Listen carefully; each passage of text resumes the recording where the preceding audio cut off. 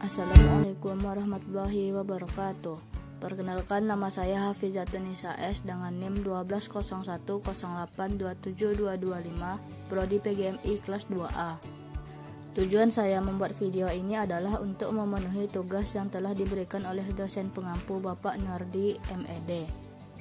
Di sini saya akan menjelaskan buku 1 chapter 5 halaman 159 sampai 185 dengan judul bahasan identitas nasional. Secara umum, identitas nasional diartikan sebagai ciri atau tanda atau jati diri yang telah melekat pada sesuatu atau seseorang telah membedakan dengan yang lain. Segala bentuk ciri khas yang inherent dimiliki oleh siapapun dan berupa apapun yang mampu dijelaskan secara spesifik dengan baik dan berbeda dari yang lain. Itulah hakikat identitas.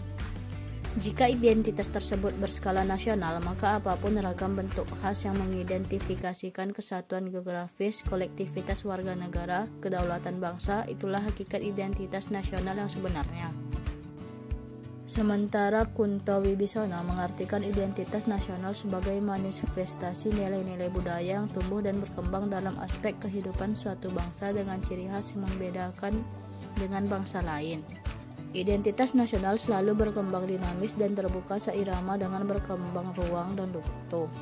Artinya, identitas nasional harus dipahami sebagai produk dari akumulasi nilai-nilai yang berkembang secara dinamis dalam masyarakat. Semakin dijauhkan warga negara dari identitasnya sehingga berakibat muncul krisis identitas, maka semakin dekat pula kehancuran suatu negara tersebut. Identitas nasional menjadi parameter pertama dan utama tidaknya suatu negara. Identitas kebangsaan Indonesia banyak dikenal sebagai bangsa yang memiliki trademark menjaga adat ketimuran yang kental dengan hidup rukun, sikap santun, beradab, ramah, agamis, serta berbudaya musyawarah untuk mufakat. Sejatinya tidak hanya sebagai jargon kosong, namun diindoktrinasi tiada henti secara masif dan berlaku turun-temurun, sehingga mendarah daging dari generasi ke generasi yang lain. Dimensi identitas nasional antara lain 1. Budi pekerti, yaitu gambaran alamiah pola perilaku yang terwujud dalam kehidupan sehari-hari. 2. Simbol-simbol, yaitu segala bentuk simbol yang menggambarkan identitas suatu negara dan diatur secara khusus dalam suatu produk hukum atau perundang-undangan. 3. Instrumen properti, yaitu sarana manusia untuk mencapai tujuan yang ingin dicapai. 4.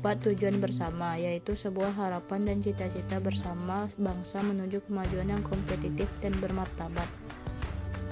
Pancasila sebagai wujud kesepakatan nasional merupakan hasil eksplorasi nilai-nilai yang bersumber dari adat istiadat, budaya, keberagamaan, pemikiran, dan pandangan hidup seluruh komponen bangsa yang ada di bumi Nusantara dan meliputi kemajemukan dalam suku, agama, ras, dan antar golongan.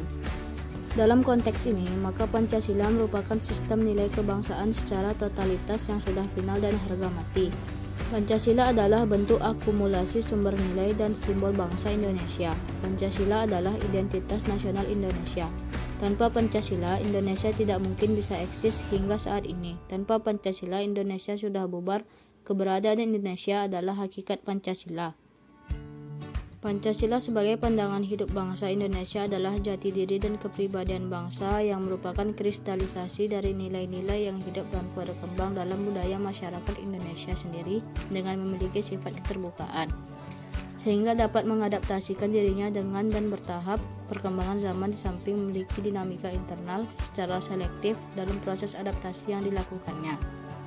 Sebab itu, dalam pendidikan Pancasila dan kewarganegaraan, identitas nasional ini sangat penting. Karena dengan pendidikan ini, bangsa Indonesia dapat lebih mengerti tentang negara dan bangsanya serta hal-hal lain yang berkaitan dengan keutuhan, kesatuan dan persatuan bangsa berdasarkan pada wawasan Nusantara, Pancasila, dan Undang-Undang Dasar 1945 yang seharusnya dipertahankan. Dalam perjalanan sejarah Indonesia, baik Orde Lama, Orde Baru, hingga Orde Reformasi, hingga saat penulisan buku ini, Pancasila dalam implementasinya banyak mengalami distorsi dalam berbagai ranah kehidupan bermasyarakat, berbangsa, dan bernegara.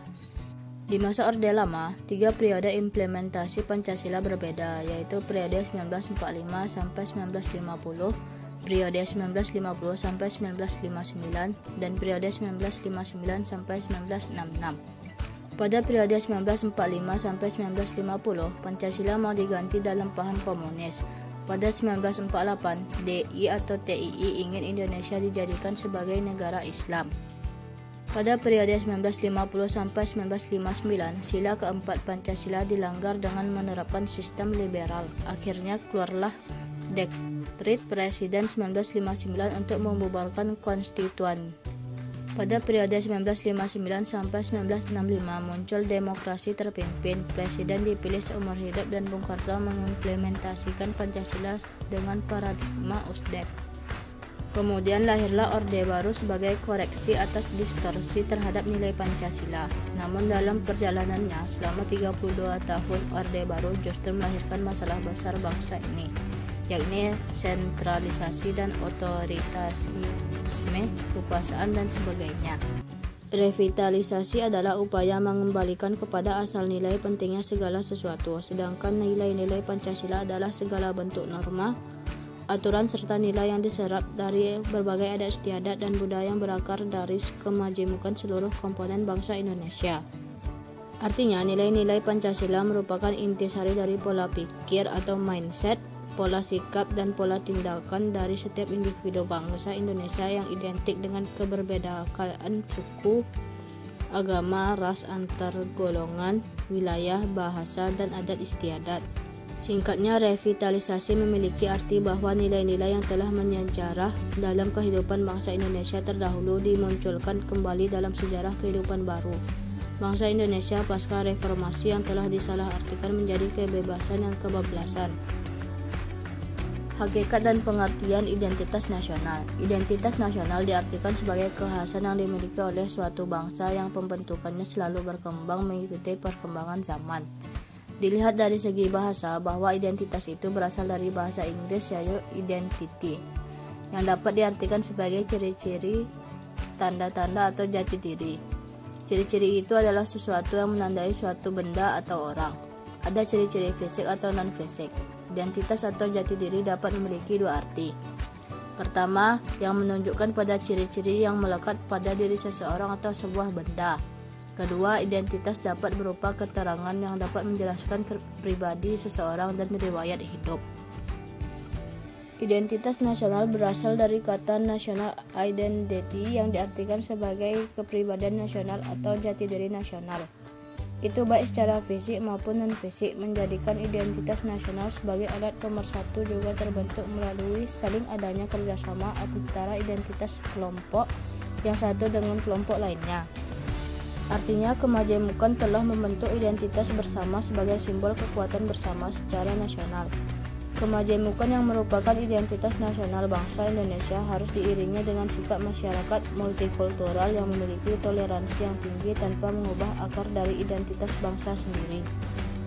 Munculnya nasionalisme terbukti sangat efektif sebagai alat perjuangan merebut kemerdekaan dari penjajahan Belanda. Semangat nasionalisme itu dijadikan metode perlawanan dan alat identifikasi siapa lawan dan siapa kawan dalam perjuangan, seperti yang disimpulkan oleh Larry Diamond dan Mark Partner, penganut nasionalisme dunia ketiga yang secara khas menggunakan retorika anti-kolonialisme dan anti-imperialisme. Secara abad ke-20 memang banyak dipengaruhi oleh pencapaian-pencapaian dalam sains, khususnya fisika modern, sebagai bentuk pencarian manusia atas hakikat alam. Abad ke-20 bukan hanya abad sains, tetapi juga abad nasionalisme. Periode akhir ini, milenium kedua ini diwarnai oleh dua perang dunia yang menelan korban jutaan jiwa serta kerugian ekonomi dan sosial yang luar biasa akibat pertentangan antar kelompok manusia yang dibatasi oleh konsep bernama bangsa nation yang ditopang oleh ideologi nasionalisme.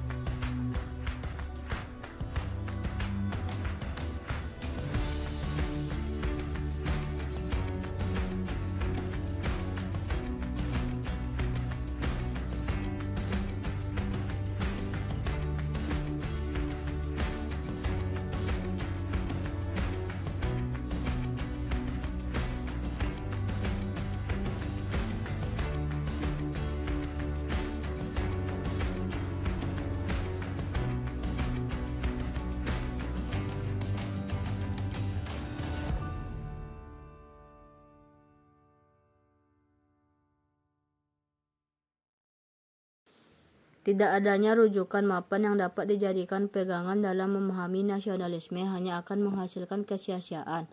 Apapun bentuk penjelasan tentang nasionalisme, baik itu dari dimensi kekerabatan, biologis, etnisitas, bahasa, maupun nilai-nilai budaya, menurut Weber hanya akan berujung pada pemahaman yang tidak komprehensif.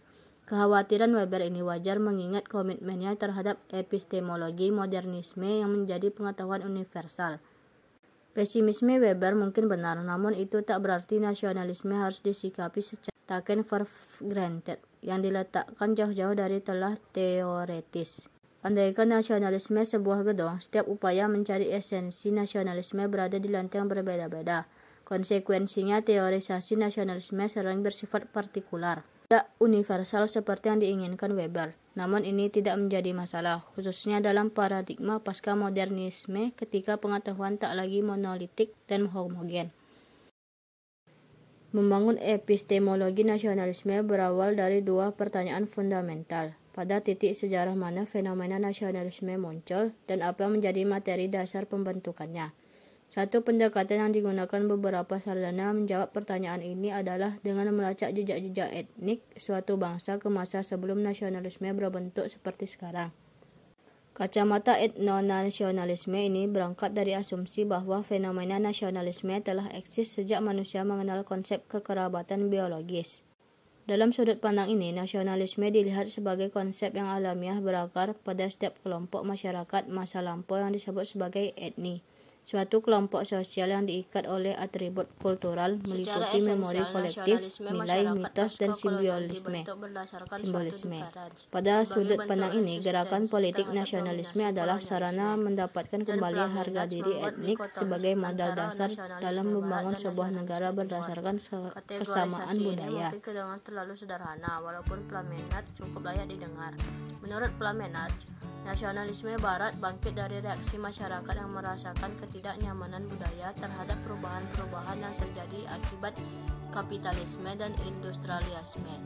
Namun mereka beruntung karena budaya mereka memungkinkan mereka menciptakan sebuah kondisi yang dapat mengkomodasi standar-standar modernitas. Sedangkan nasionalisme Timur lahir dalam masyarakat yang terobsesi akan apa yang telah dicapai oleh Barat, tetapi secara budaya mereka tidak dilengkapi oleh prakondisi modernitas yang memadai. Karena itu, nasionalisme Timur dalam hal ini masyarakat paskolonial penuh dengan ambivalensi. Pada satu sisi, dia merupakan emulasi dari apa yang telah terjadi di Barat. Di sisi lain, dia juga menolak dominasi Barat.